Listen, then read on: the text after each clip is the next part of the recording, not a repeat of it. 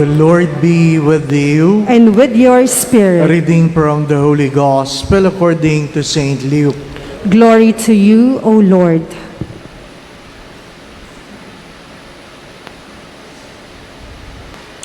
While Jesus was speaking, a woman from the crowd called out and said to him, "Blessed is the womb that carried you, and blessed and the breast at which you nursed." He replied, "Rather, blessed are those who hear the word of God and observe it."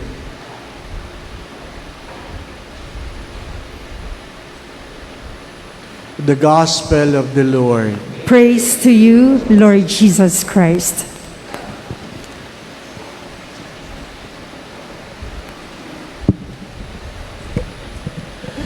If you were given a chance to go to Holy Land, you will visit what they call the Dormition Abbey, the Church of the Dormition Abbey, from the word dormire, or where you sleep. It is where the Catholic believe that Mary sleep before she was taken up to heaven, body and soul. But if you go down to the house or to the Church of All Nations, the Garden of Gethsemane, beside it, there is also a big church by the Orthodox where you can find the tomb of Mary. The tomb. Ano yung pinagkaiba ng dalawa? Doon sa Dormition Abbey, sinasabi doon hindi namatay si Mary, natulog lang. Natulog lang at dinala ng Diyos sa langit. That's the dogma we are celebrating today. The Assumption. Natulog lang. Yan yung mga panalangin ng marami sa atin. Sana kunin ako ni Lord habang natutulog. Di po ba, no? Kasi ayaw nating tayo naghihirap pa. Kaya yung iba sa misa kinuha ni Lord. Ano po? Natulog sa misa eh. Ano po? Pero, yung pong mga Orthodox, naniwala sila na si Mary ay namatay. Kaya merong tomb. Merong tomb. She was spared from the corruption of death, and body and soul, she was taken up to heaven. Ano po ba ang totoo, Father? Natulog lang o namatay? The late, now Saint John Paul II, in one of his homilies said, that is irrelevant. Irrelevant. Because the dogma doesn't say natulog or namatay. The dogma is about assumption. Where Mary was taken up to heaven, body and soul is spared from the corruption. Kaya, pag pumunta ka doon sa tomb, wala kang makikita kasi taken body and soul. Wala kang makikita. Ang mahalaga, maliwanag sa atin that she was taken up to heaven. Bakit mahalaga sa atin yon? Because that is our dream, our hope, our aspiration, that after our life here on earth, we will go to heaven. We will go to heaven. Why there is a dogma of assumption? Because there is a dogma of the coronation of Mary. As said in the book of Revelation, a woman was crowned with 12 diadems. Sino kukoronahan mo doon kung hindi umakyat si Maria sa langit? Simple logic. Simple logic. Minsan daw, si Charles Darwin, you know him, a scientist, was asked because he was seen reading the Bible. At sabi nung kasabay sa train, sabi niya, "Do you believe what you are reading?" And the scientist said, "Yes, I believe."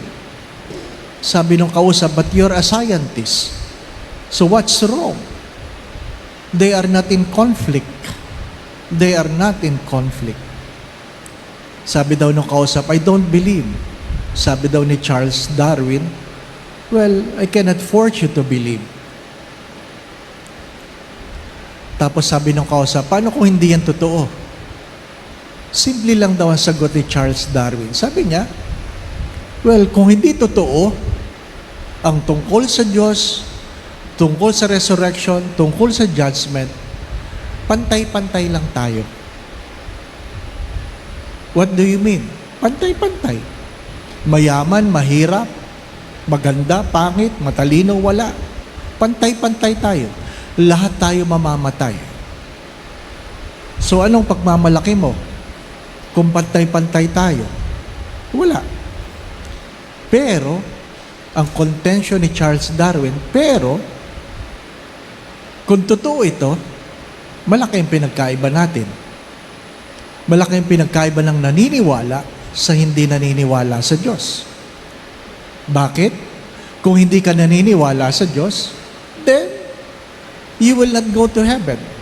There's no heaven for you. And, whether you believe it or not, there will be judgment for you. There will be judgment. So sabi niya, I lose nothing in believing in God. Bakit maganda yung conversation na yun? Sapagkat hindi in-insist ni Charles Darwin ang logic, kundi ang pananampalataya. Because for those who believe, no proof is needed. For those who do not believe, whatever proof, you will not believe.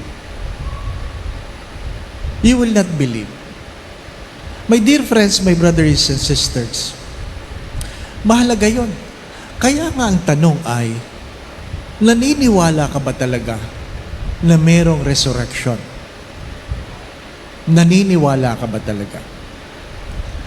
Kasi kung naniniwala ka, dapat ang pamumuhay mo ay naaayon sa iyong paniniwala. Magandang pag-usapan yun. Nananampalataya ka ba? Kasi kung nananampalataya ka, ang iyong pamumuhay ay pagpapakita ayon sa iyong pananampalataya. Your life must not be what? Something that contradict what you believe. Even though in a world that contests what we believe, mahirap talaga maniwala. Hindi po ba? Ano? Na-share ko na ito. Kasi pag wala ka doon sa lugar na ikaw ay napupush, parang madali lang magsabing naniniwala ako sa Diyos. Sabi nung isang pari na nagpapakumpisal sa Quiapo, sabi nung nangungumpisal, sabi niya, Father, nakapatay ako. Anong ginawa mo? Binaril ko, Father. Nasaan ang baril? Dito po, dala ko. Bakit hindi mo sinusurrender sa pulis? Nauulit, Padre. Nauulit.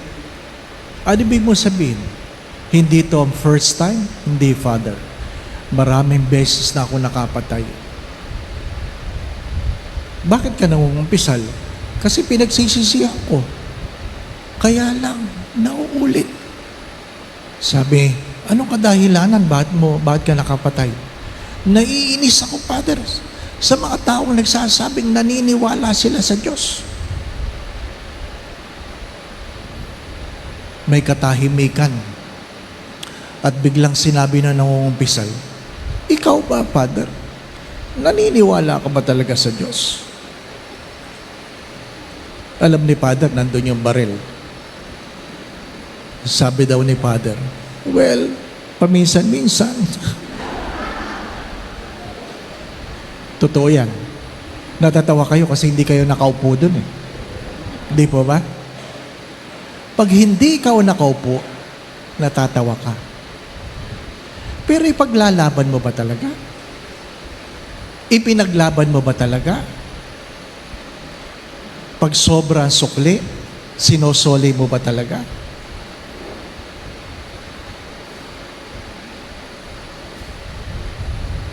Ano ibig ko sabihin? Ano kasabihan? Pag hindi iyo, huwag mong kukunin. Pag hindi totoo, huwag mo sasabihin. Kung mali, huwag mong gagawin. Nasaan ka doon? Hello? Yung mga malakas tumawa dyan. Talaga bang pag mali, di mo sinasabi? Talaga pag hindi iyo, hindi mo kinukuha? Mga minamahal na mga kapatid, the question about faith is not simply an assent of the mind, but the conviction of the heart, where our lives are ruled by what we believe. You cannot simply assume of heaven without living a life worthy of God's judgment. That is the celebration of today. The celebration of today is that I believe I will assume to heaven, like Mary. That is the declaration of the church. Marami tayong away sa bahay. Marami tayong away sa opisina. Marami tayong away kung saan. Dahil sa tatlong bagay lang na ito. Ang alin? Kinuha mo yung hindi iyo. Kahit hindi totoo, sinabi mo. Kahit mali, ginawa mo. In the gospel, the people were awed, perhaps of the words of Jesus, and said, in plain terms, "Blessed is your mother. Blessed is your mother." But Jesus said, if you listen and do what you have heard, you are more blessed. My dear friends, faith is not simply an assent of the mind, but the conviction of the heart. The Lord be with you. And with your spirit. And may Almighty God bless you and your family, the Father, the Son, and the Holy Spirit. Amen. We go in peace to love and serve the Lord.